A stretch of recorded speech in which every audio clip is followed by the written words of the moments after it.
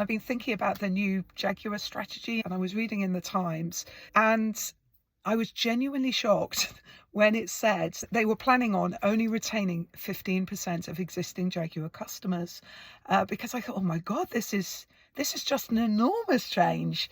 And there are implications in the organisation across the dealership and out from this change. And as a leadership coach, it really got me thinking about leading that level of change. I remember back when I worked for Cadbury and we were merging Cadbury and Treebor Bassett, and we had some leadership changing for managing that change, the integration of the two businesses.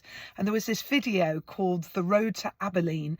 It was this family who were on a veranda somewhere in Texas, and it was a really hot day, and somebody suggested, why don't we go to Abilene to get some lemonade? And one by one, people looked a bit cautious, but they went, yeah, okay, let's go to Abilene. So then we see them in this hot, dusty car, it's like pre-air conditioning, going all the way to Abilene. They have their lemonade, and then they come back in a hot, dusty car, and then they're back on the veranda, and one of the people say, yeah, I didn't really want to go to Abilene.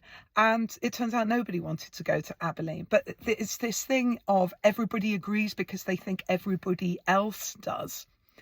And the lesson I took from it was that the importance of creating open, safe spaces for people to share their concerns about the change, because those concerns come from two places. One, it's a real issue or risk, in which case you have to have a plan to mitigate against it.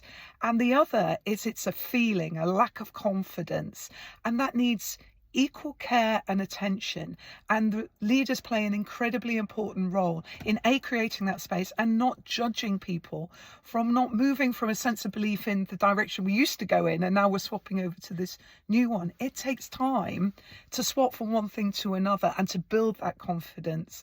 And when people don't have confidence or a sense of belief, they can be cautious, they can feel a lack of ownership, they can feel disengaged.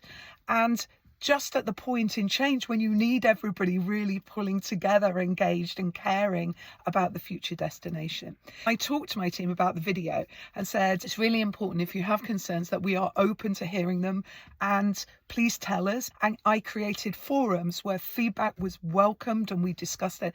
And we worked really hard at the mindset of not judging, in trying to understand why somebody feels the way they do, and whether it's an issue to be solved or it's a case of empathy and support and reinforcement of where we're going, and breaking things down into small steps. So we started to feel a sense of momentum. And I think that made all the difference.